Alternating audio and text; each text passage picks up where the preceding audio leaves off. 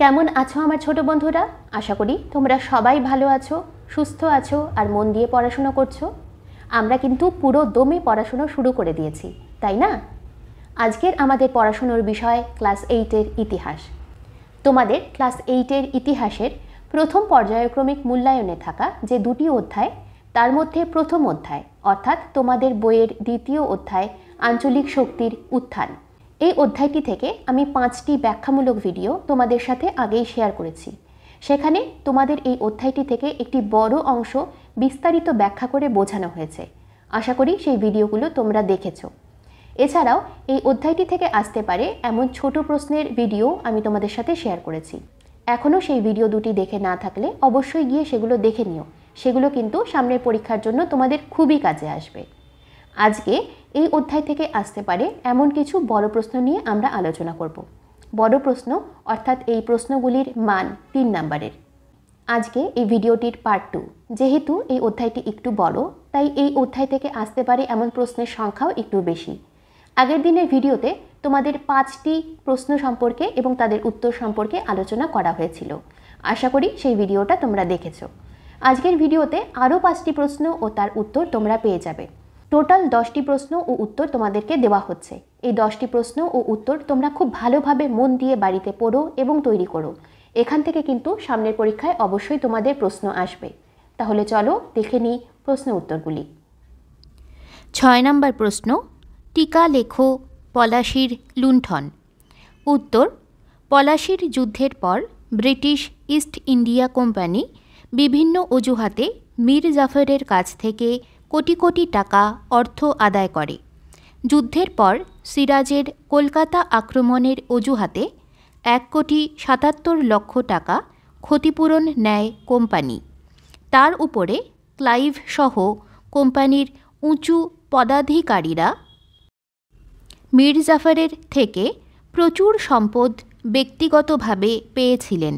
সব মিলিয়ে পলাশীর যুদ্ধের পর প্রায় 3 কোটি টাকার সম্পদ মীর জাফরের থেকে আদায় করে ব্রিটিশ কোম্পানি। কোম্পানির তরফে এই অর্থ আত্মসাৎকে পলাশীর লুণ্ঠন বলা হয়।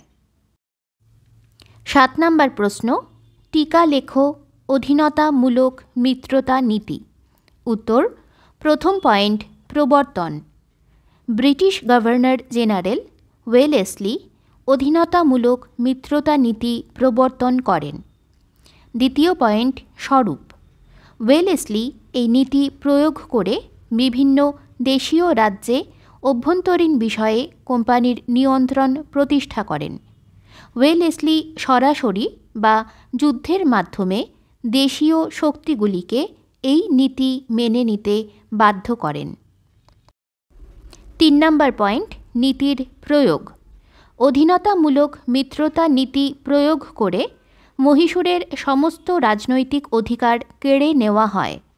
এছাড়াও পেশোয়া দ্বিতীয় বাজিরাওকে 1802 খ্রিস্টাব্দে বেসিনের সন্ধির মাধ্যমে অধীনতামূলক মিত্রতার চুক্তিতে সই করানো হয়।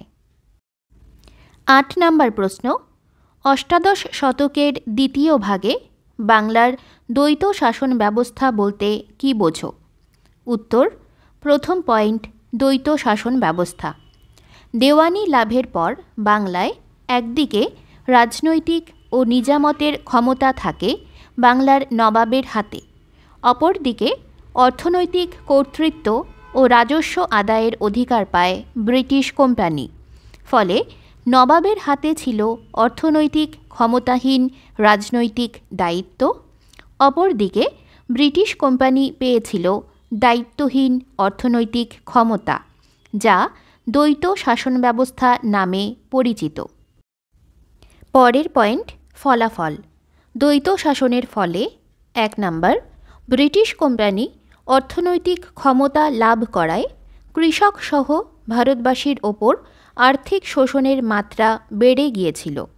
2 নম্বর, রাজনৈতিক ক্ষেত্রে বাংলার নবাব ক্ষমতাহীন হয়ে পড়ায় শাসন ক্ষমতার ওপরেও ব্রিটিশের নিয়ন্ত্রণ করার সুযোগ তৈরি হয়েছিল। 9 নম্বর প্রশ্ন, ব্রিটিশ রেসিডেন্টদের কাজ কী ছিল? উত্তর প্রথম পয়েন্ট রেসিডেন্ট ব্যবস্থা। ভারতীয় উপমহাদেশের অনেক অঞ্চলেই ব্রিটিশ কোম্পানি পরোক্ষ শাসন চালাতো। নিজের ব্যবসায়িক স্বার্থ রক্ষা করার জন্য বিভিন্ন রাজদরবারে নিজেদের প্রতিনিধি রাখত কোম্পানি। সেই প্রতিনিধিরা রেসিডেন্ট নামে পরিচিত ছিল। পরের পয়েন্ট কাজ। রেসিডেন্ট ব্যবস্থার মাধ্যমে ভারতীয় উপমহাদেশে ব্রিটিশ কোম্পানি চূড়ান্ত ক্ষমতার রূপ পেয়েছিল। রেসিডেন্ট বা ব্রিটিশ কোম্পানির প্রতিনিধিরা কোম্পানির ব্যবসায়িক স্বার্থ রক্ষার কাজ করত। পাশাপাশি তারা কোম্পানির হয়ে ভারতীয় রাজশক্তির কাজের ওপর নজরদারি চালাত। 10 নম্বর প্রশ্ন, টিকা লেখো ৭৬-এর মন্বন্তর। উত্তর 18 শতকের মধ্যভাগে বাংলার আর্থসামাজিক ক্ষেত্রে এক নেতিবাচক ঘটনা ছিল ৭৬-এর মন্বন্তর। প্রথম পয়েন্ট সময়কাল। 1770 খ্রিস্টাব্দ তথা 1176 বঙ্গাব্দে বাংলায় ৭৬-এর মন্বন্তর ঘটেছিল। প্রেক্ষাপট: 1765 খ্রিস্টাব্দে দেওয়ানি লাভের পর 1772 খ্রিস্টাব্দ পর্যন্ত বাংলায় দ্বৈত শাসন চলেছিল। এই সময়কালে ব্রিটিশ ইস্ট ইন্ডিয়া কোম্পানির একমাত্র লক্ষ্য ছিল যত বেশি সম্ভব রাজস্ব আদায় করা। শেষ পয়েন্ট পরিণতি। ৭৬-এর মন্বন্তরের পরিণতি হিসেবে বাংলায় ভয়ানক দুর্ভিক্ষ দেখা দিয়েছিল। ঠিকমতো বর্ষা ও জলসেচের অভাবে কৃষিকাজ নষ্ট হয়েছিল। অভাবের তাড়নায় কৃষকরা গরু, মহিষ, কৃষিজ যন্ত্রপাতি এমনকি পুত্র কন্যাদেরও বিক্রয় করে দিতে বাধ্য হয়। তোমরা দেখলে প্রশ্ন উত্তরগুলি। আশা করি তোমাদের এই প্রশ্ন উত্তরগুলি ভালো লেগেছে।